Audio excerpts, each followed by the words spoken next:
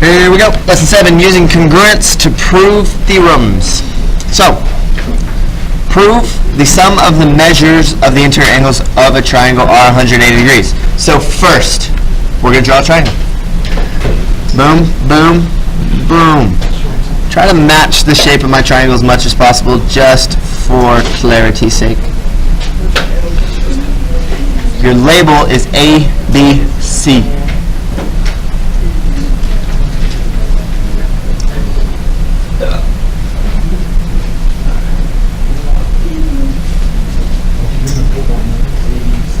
Okay, so our goal here is to prove, and we already know this answer, but we have to prove why it is. So we have to prove why the interior angles of a triangle are 180 degrees and how we're going to do it. So we're going to draw this, and then we're going to produce an image of it so that they join at this point. So here's the image that we're going to create. This, I'm going to move this C down because it's kind of in my way.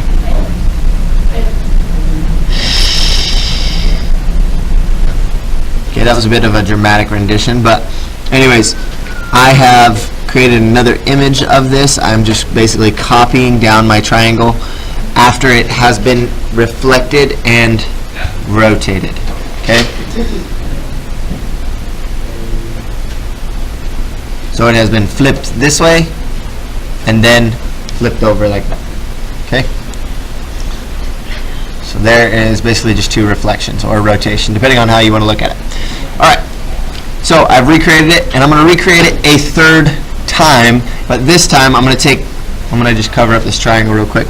I'm looking at specifically my image, my A prime, B prime, C prime. This time I'm going to flip it downward like so.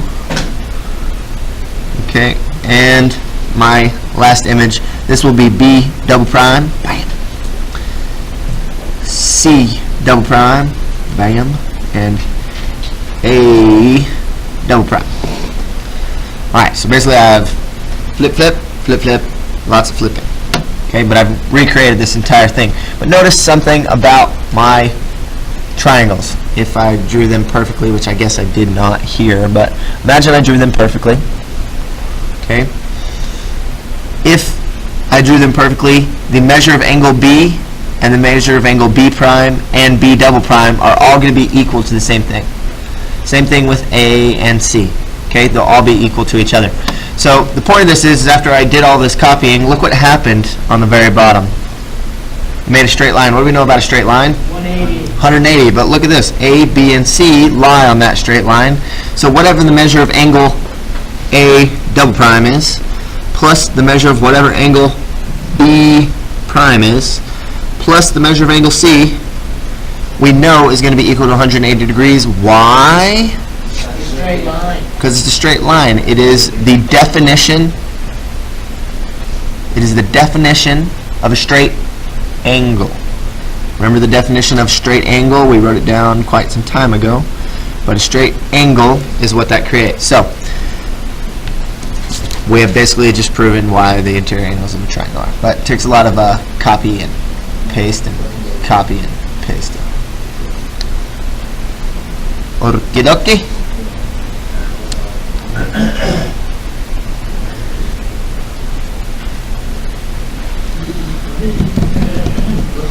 Now here's my question for you. Do you think this would also work? This was an acute triangle, right? All these angles were acute. Do you think that would work with an obtuse triangle? Think I could still do it? Yes. I'm going to guess that we're going to actually have to do it. So what I'm going to do, I'm going to draw this. You don't have to do this the same way. I'm just going to show it to you. So I'm going to draw me an obtuse guy. It's kind of righty.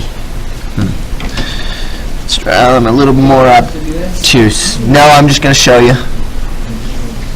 Okay, I'm going to name it A, B, and C, and then every time I copy it, I'm going to rename it. So I'm literally just cutting this out. That way I can prove to you that I'm not full of crap. And then we'll see if it works out or if it doesn't work out. I'm not good with scissors, guys.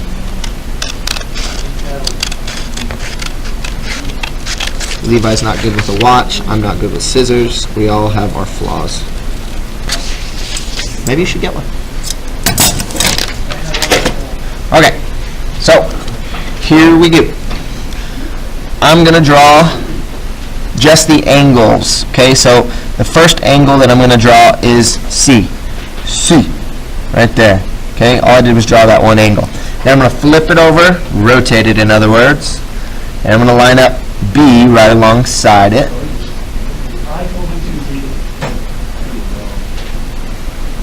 Okay, so this one is B. Again, these aren't beautiful, but they are going to work. And then A will go right, obviously. Whoops.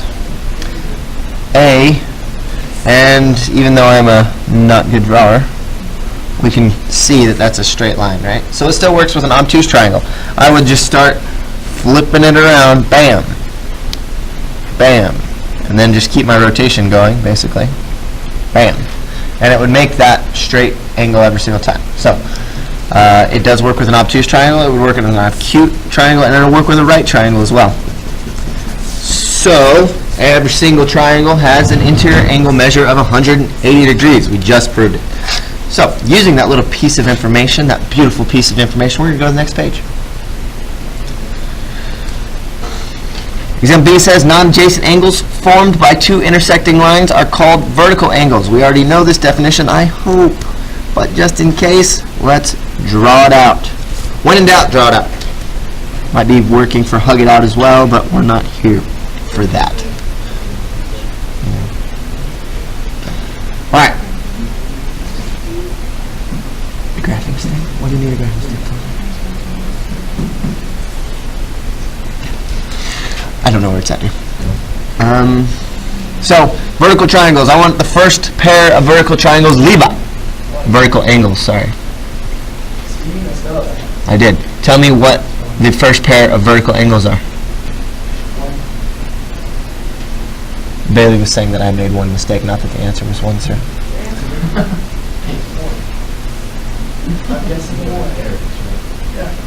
1 and 3. 1 and 3 is a vertical pair. Therefore, the other vertical pair is 17 and 29. Try again, Levi. 2 and 4. 2 and 4, right? It's the ones that are just opposite of each other. All right. So, angles 1 and 3 are vertical angles. We're going to use 180-degree rotation. We're going to use 180-degree rotation on a triangle to prove why this is so. All right. So, first of all, draw a triangle. Boom, boom, boom. We're going to name it N as in Nancy, M as in Mike, and P as in Papa. Why does it have to be Nancy and Mike? November, Mike, Papa. No. It's the one from the book. And then we're just going to name angle X right here next to P. Okay? For Professor Xavier, I guess. Then we're going to rotate it 180 degrees. Okay, so I'm going to go. And you should start seeing, after you rotate it, that it basically creates a mirrored image. Close, anyways. But what changed? So I'm going to write in my marks. When I rotated this 180 degrees, it went over here to this side, so it's N prime. Over here, it's M prime. Okay, so when it rotates, these opposite angles will be equal to each other. So N and M prime are the same. M and M prime are the same. Now, when I rotated this, it didn't change its measure, so I'm still going to leave it as X. You ought to be able to see that they are exactly the same. So, this is equal to this, yes?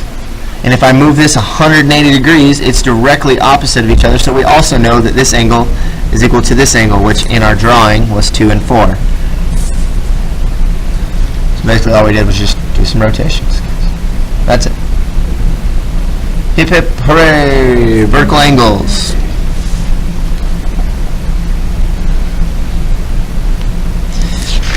So So I just want you to list them. So we're going to say angle 1 and angle 3. There are some people that I've seen list them as 1 and 3 instead of angle 1 and angle 3. And then the second set was angle 2 and angle 4.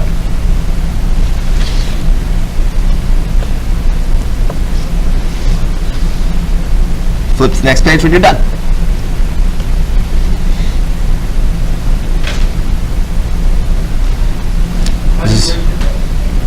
I'm going to show you a pair of lines that are parallel.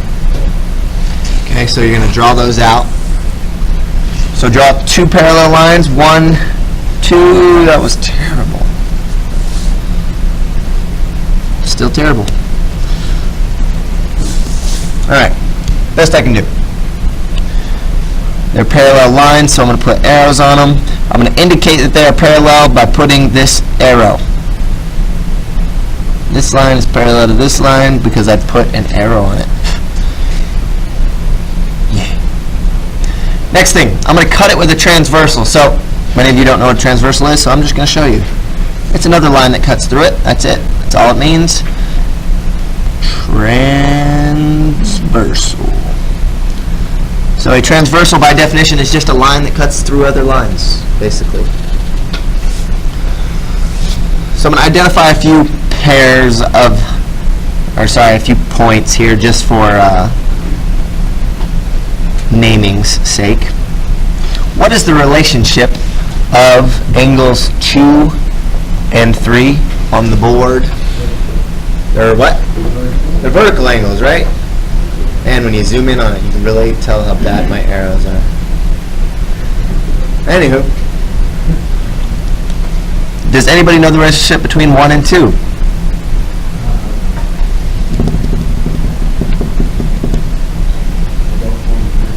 They do form 180 degrees. That is true. They are supplementary. The relationship between 1 and 2, they are supplementary. They form 180 degrees. I'm curious to know how he knew that. What do I know about, I'm going to name one more up here. What do I know about 2 and 4? They're the same angle. They're corresponding is the specific word that we're trying to put in here. Okay, so 2 and 3, yes, they are vertical angles. Angle 4 and angle 2 are corresponding. Corresponding angles. Meaning, only if they correspond, they're in the same location on the lines. They're on the top left. Top left. That's all that means. Corresponding just means they're in the same place. Different line, same place.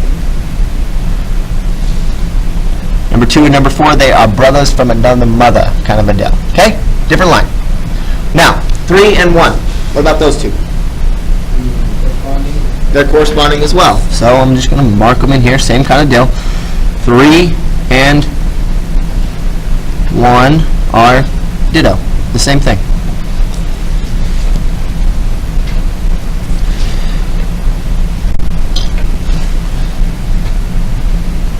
Okay, going back to my drawing.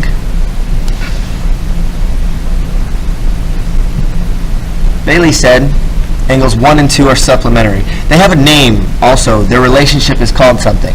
They are supplementary. He is right. They do equal 180 degrees, but they're called alternate interior angles. So I'm going to write them in here. Angle 1 and angle 2 are alternate interior angles. Now I know you're not going to remember that, so you better write it in. Like I just did. Yes, you may. But you have to know what it means. Alternate interior So are 3 and 4 alternate angles. Alright, I heard the question. It's a good question. He said, is 3 and 4 alternate interior angles? They are alternate. They are on opposite sides of the transversal. But are they interior? They are not. They are exterior. So, let's go ahead and write that one down. Angle 3 and 4, angle 3 and angle 4 are alternate exterior angles, which is pretty much the exact same thing. Oh, hold on. Restart. We don't have alternate exterior angles. That's not a thing. Mark it out. I like where your mind was headed, though. Sorry, ignore the alternate exteriors comment. There's not one. Alternate exterior angles, if you want to call them that, are actually the exact same thing. Because if you notice, watch this, 2 and 4 are equal to each other, correct? If 2 and 3 are vertical to each other, 3 and 4 are then also equal to each other. That's a transitive property. So basically that's saying that 4 is equal to 2, 2 is equal to 3, therefore 3 is equal to 4, right? So the reason we're not going to call it alternate exterior angles is because it holds different definition. Sorry about that. Okay. Moving on down. We're going to create something. Hopefully it'll help us out just a tad. Is there 5? Sorry? On what? Oh, 5 mistakes. Yeah, there's 5. Supposed to be 5. We're down. We're up to 2. Got 3 more to go. Okay, we're going to draw a triangle. Okay, I'm going to draw just a straight line across the top, and then we'll put 2 points on that line. I'm going to name them A and B. Then I'll draw a line kind of jagged off of B here, and draw it up to A. I'm going to name this vertex C, and then I'm going to put a point in between A and C. I'm going to name it M. Try to put it about the middle. Alright, then I'm going to rotate this 180 degrees, boop, and you should notice, see if I can do this. If I rotate that 180 degrees, it'll create C, goes across. C will now share this side over here. This will be A prime. Okay, sorry, it's really small. I just don't want it to seem like, I'm going to put C a little higher so it doesn't seem like that. A prime, there we go. This angle over here will be C prime, and then this one right here will be B prime. So all I did was rotate that triangle 180 degrees. I created a parallelogram with it. Parallelograms, by definition, have pairs of parallel sides. So when I rotated it and I moved all this stuff, we should notice that side AB is parallel with side A prime B prime. Okay, we should notice that. And if I was going to write it down to indicate that, I would write AB segment, right? Because I named it by its side. AB is a segment, is parallel to A prime, B prime, with a line over top of it. The line segment, sorry.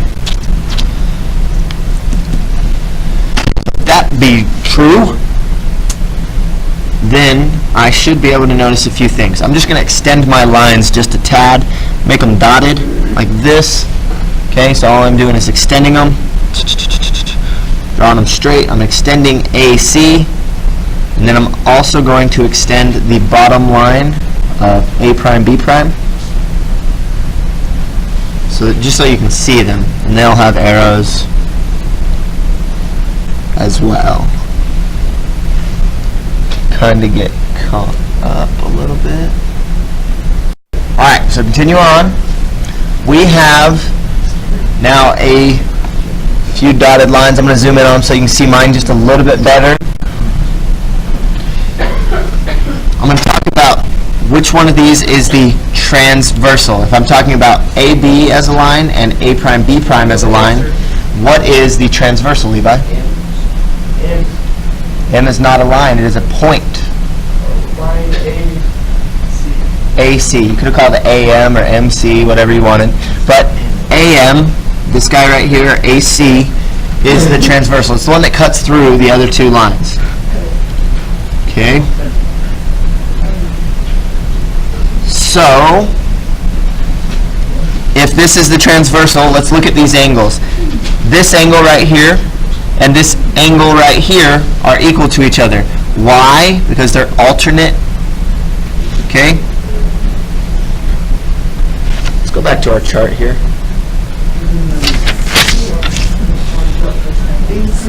Go back to this chart right here.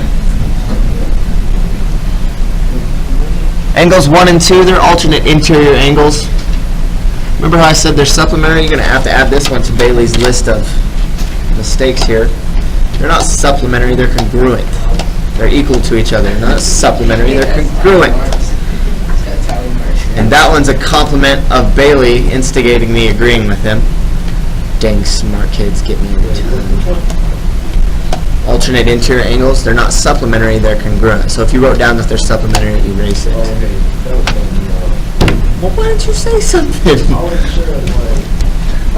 Apparently I'm wrong frequently. 2 more. It is 3 today. We got 2 more and you ain't got homework. And there's 18 for all 20. There's 18, 20.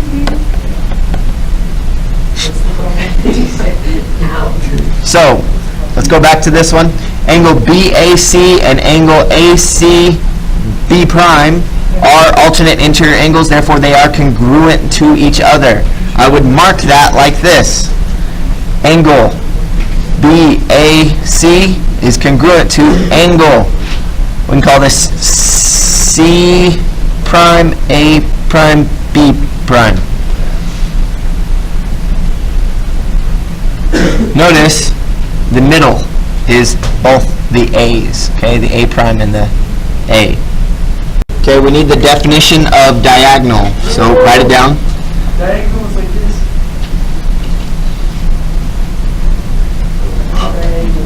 Diagonal.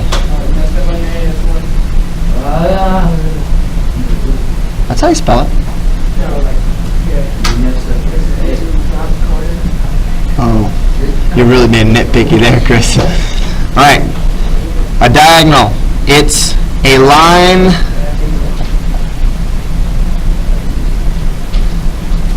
segment that connects non-adjacent vertices.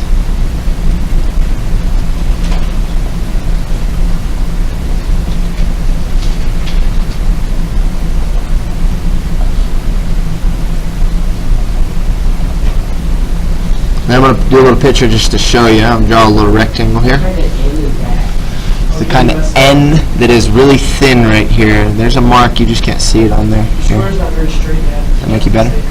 For one, it's not a square. No, Bailey's not wrong. Mistake. Mathematical mistakes, guys. Mathematical. Oh. Alright, so over here, non-adjacent vertices. We're talking about vertices that are side by side. So let's put dots at each vertex. Okay? You have 4 vertices, non-adjacent ones. Because if they are adjacent, you're just recreating the side. So non-adjacent ones would be the next one. Boom. Okay? If I had a figure with more sides, okay, then I have 1, 2, 3, 4, 5 vertices. I'm going to connect the non-adjacent ones. There we go. Okay? The ones that aren't just straight lines. So basically, I'm connecting from one corner to every other corner that I can. Okay? Can you scoot the door tonight?